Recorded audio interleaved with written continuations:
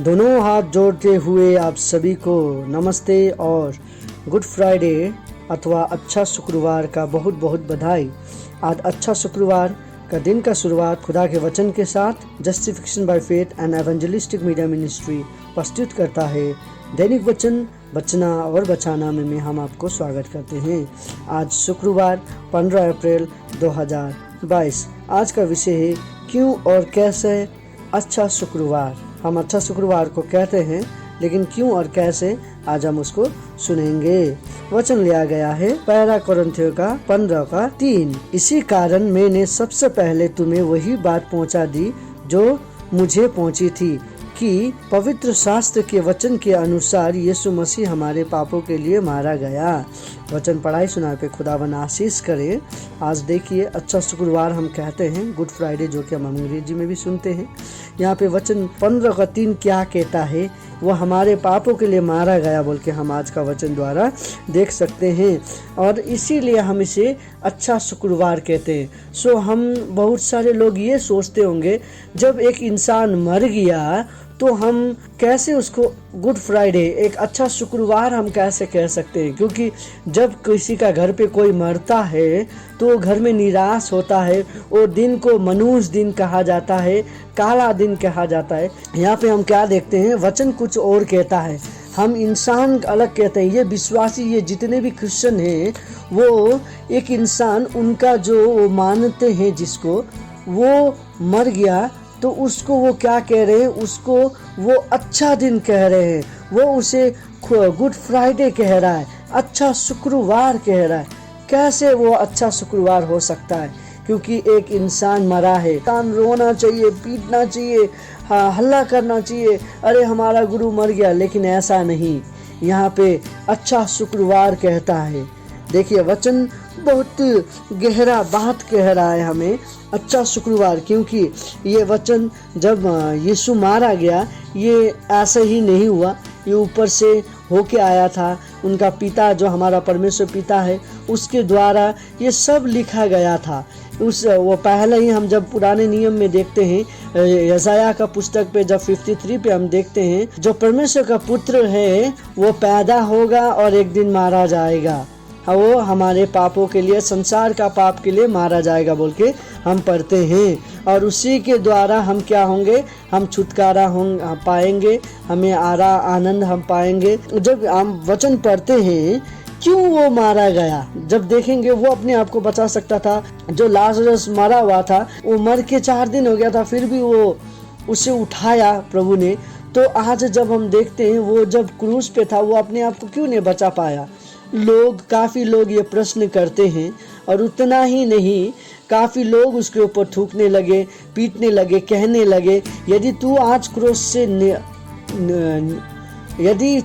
क्रूस से उतर आया तो हम तुझको पूजेंगे, तेरा पिता को हम पूजेंगे बोल के लोग कहने लगा। ये सब खुदा ने नहीं किया, क्योंकि बाइबल का वचन पूरा होना था।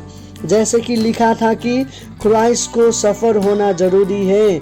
जो हमारा यीशु है उसे ये जितना भी कठिनाई था वो कठिनाई उसको झेलना ही था, क्योंकि वचन में लिखा गया था कि वो कठिनाई झेलेगा। देखिए हम देखते हैं कि वचन यशायाह का पुस्तक पे बहुत पुराने नियम में क्राइस्ट जो हमारा यीशु जन्म नहीं होने से पहले ही लिखा गया था कि यीशु जन्म होगा तो उसका मृत्यु होना है, और किस तरीका से होना है बोल के हमने 53 को पढ़ते हैं, तब हम ये सब पाते हैं और देखते हैं। आज हमारा प्रभु जो है मृत्यु का सामना करना पड़ा हमारे पापों के लिए, ताकि हम क्या कर पाए, हम उसे बहुत खाली मृत्यु उसको लेके जाके क्रूस पे चढ़ाया नहीं, पर उससे पहले बहुत सारे उनके राजकों के पास लेके गया, बड़े बड़े जो भी पुजारी थे उनके पास लेके गया, उसके बाद राजाओं के पास लेके गया। सब ने अपना हाथ उठा दिया और सब ने कहा जो तुम करना चाहते हो वो कर लो।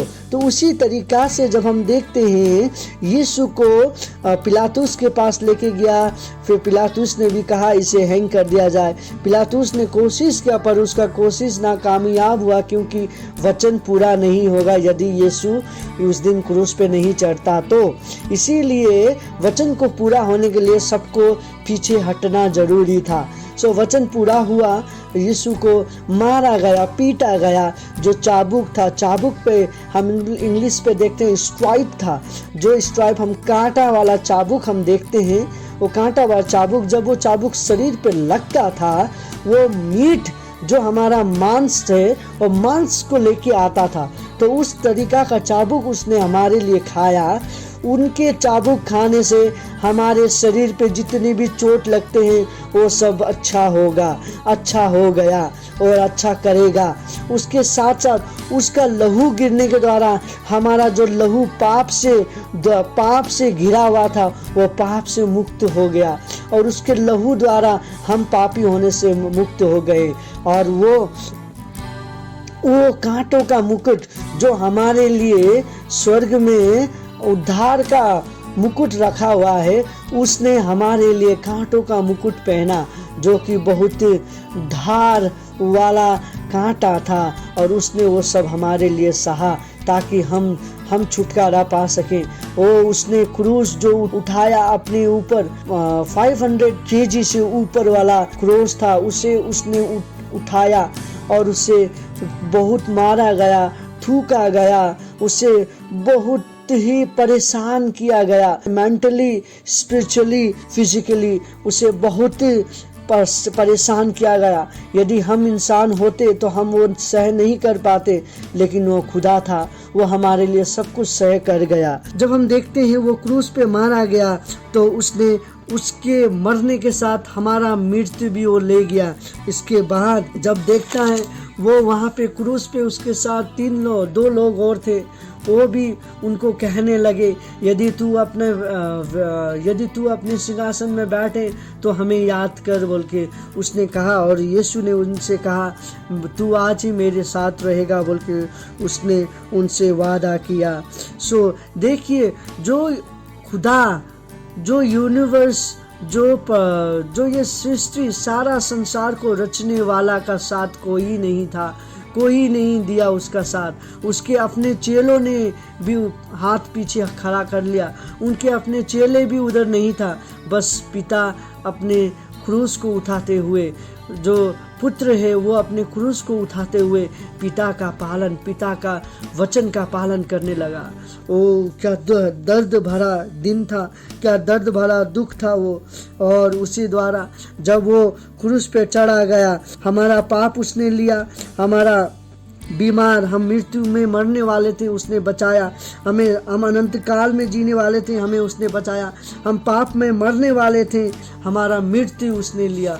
वो खुदा है, वो खुदा का लोता पुत्र है। इसीलिए वचन, यूहन्ना का वचन 3:16 कहता है, जो उस पर ईमान रखता है वो अनंत जीवन पाएगा।